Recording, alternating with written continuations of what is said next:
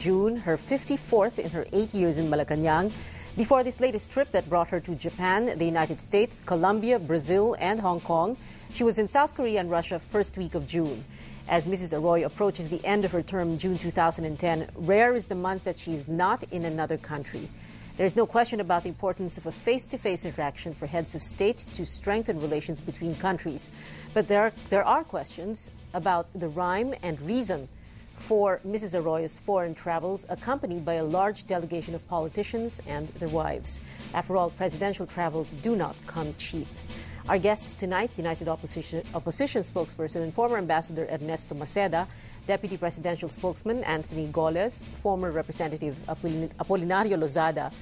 Before Mr. Lozada went into politics, he was a Foreign Service officer and he was part of the team that handled the foreign visits of former President Fidel Ramos.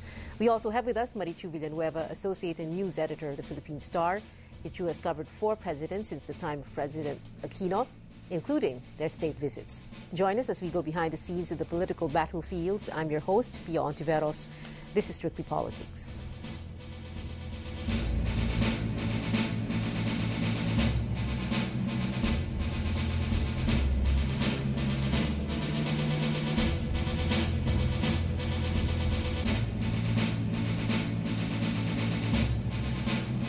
We start off tonight with former Senator Ernie Maceda. Good evening, Senator. Thank you for being here. Good evening, Pia, and to all our listeners. Sir, can you tell us what is the importance of foreign trips? Well, we have to concede that certain foreign trips are necessary. But what is being debated now is, are all these 54 trips of the president really necessary? And if you factor in the so many countries per trip, maybe she has reached about 100 countries in these 54 trips. And if I'm not mistaken, I was reviewing it the other day, she went out in June 4 times, not twice. And as you know, she visited so many countries, Japan and Brazil, Colombia. And passing Hong Kong. Before that, South Korea. Then she went to St. Petersburg. Then she made a side trip to Lithuania, if you recall, and et cetera, et cetera. Yung mga, very briefly lang, Senator, yung mga side trips, yung mga biglaang biyahe, yung mga Colombia halimbawa, yung mga ganun, bayad din ng gobyerno yun, kahit private time. Well, that's the point. They admitted that it was a private trip. In fact, they have no explanation what this private trip is all about. So if it is admittedly a private trip, then it should not be paid for by the government. Even not any part of it whatsoever? Not any part of the trip to Colombia, especially the number of hours that the PAL plane was used to go to Colombia, to stay on the tarmac, etc., etc. Okay. Malacanang says that billions upon billions of dollars of investments were generated because of these trips of the president. Well, that's what everybody is asking. Every time she goes on a trip, if you say 54 trips, every time she comes back, it's at least $2 to $4 billion that she brings in. But where are they? And I remember when Deputy Spokesperson Lorelai Pajardo was asked yesterday, saan yung sinasabi niyo mga benefits? Ang sagot linuluto pa. Well, as a matter of fact, you have it here, which you also have in this particular ad, no? Just to point out 2 things here. Infrastructure development. 700 million investment by Shimao Group in a hotel project. Well, you have the banyan tree investing just the same amount in Palawan. Gloria did not have anything to do with that. You have the hotels that are going up in Boracay. You have the hotels that are going up all over the country. This is really not any accomplishment to be proud of. Now, secondly, 180 million euros from Spain for construction of steel bridges and modular roll and roll of ports. Well, this is an ongoing program with UK. This is nothing new. Well, let's say, but what's that? 180 million euros. Or more striking, energy cooperation. Memorandum of Understanding with Brazil on renewable energy, biothermal and energy cooperation. That's a motherhood statement. There's nothing there. It's just an agreement. Why is it nothing? A memorandum of understanding is nothing?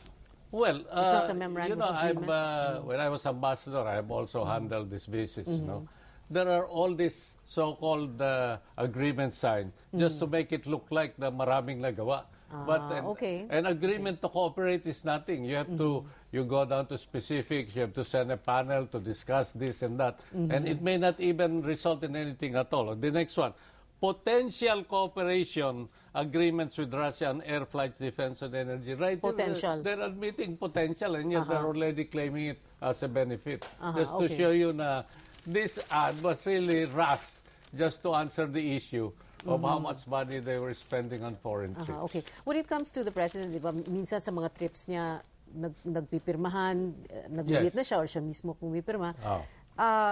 Does it Pag mean minsan that witness lang siya. Pag minsan witness, does it mean that if she is not there to witness the signing Definitely. ceremony, hindi matutuloy ang proyekto? Hindi. The deal On will the fall other through, hand, ang ibig ko sabihin, kahit wala siya, some of those agreements can be signed on cabinet level or ambassador level. Lalo na yung standard na pinipirman, socio-cultural exchanges. Okay. Pinipirman yun, SOP in every visit. The President does not have to sign that. That is something that usually even the Secretary of Foreign Affairs can negotiate. Yeah. So why would she need to be there? What is her presence there for then? She has gone on this trip, but these agreements are announced to icing on the cake Icing na on the pumunta cake siya naman. ron, marami siyang nakuha, marami siyang pinirmahan. Okay. So kanina you pointed out, sir, yung mga memorandum of understanding. Wala yan. Wala yan. Kung Wala yan. memorandum of agreement, Maski, wala rin. Maski yung mga promises to invest, wala yun. Until the project feasibility proposals are entered into. Tignan mo nga, maski itong sa automation, may award na, umatras pa. Yan, mangyayari din yan sa mga ganyan-ganyan. Until it is actually signed that we are investing so much, we are putting X billion in the bank, we are going to operate the mine in Mindanao or in Lapu-Lapu, as is said here in this ad, wala yan. President Arroyo herself was explaining that in so many words, no, I am enticing or asking investors to come into the country, and Anthony Goles himself was saying that the president is the #1 salesperson of the Philippines. Isn't that a credible argument for Well, you? what is the bottom line? What is the bottom line situation? Ang ating growth rate this quarter is 0.4. Meaning, say, where are the investments that she's talking about? She's saying she's bringing in new jobs. The last SWS survey, umabot yata ng 32% ng unemployment natin. So, the bottom line is show what you're talking about. Where are the jobs you're talking about? 200,000 jobs now in the Middle East. Before she announced that, 2 years ago, in-announce na yan ng ambassador doon that that's available. O nagpadala tayo ng mahigit 100 truck driver doon. Pagdating doon, wala palang trabaho. Okay.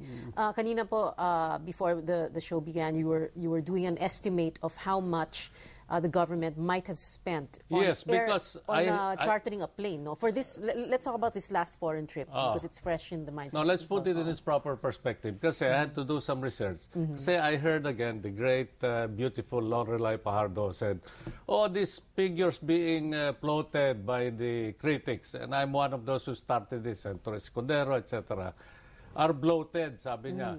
It's less than 2 billion, if you remember the interview. Yes. So, I had to go to DBM and to the Senate. I used to be chairman of the Finance Committee for about 5 years, so I know all of this by heart.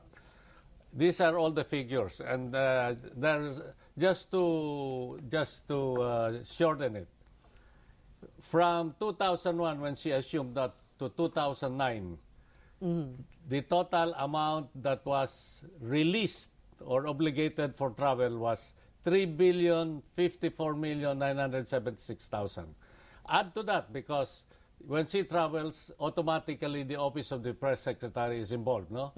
The Office of the Press Secretary is 521,249,000, or between the two offices, the total is 3,576,225,000. Now, but this is the regular travel budget of the president. Now, what did we find out? There is also what is called the contingent fund. And the contingent fund is you release it to whomever the president wants to release. And what does the contingent fund says? Use of the fund. The amount herein appropriated shall be used for requirements and or urgent projects, activities not to be that need to be implemented during the year, including the cost of local and foreign travels of the president.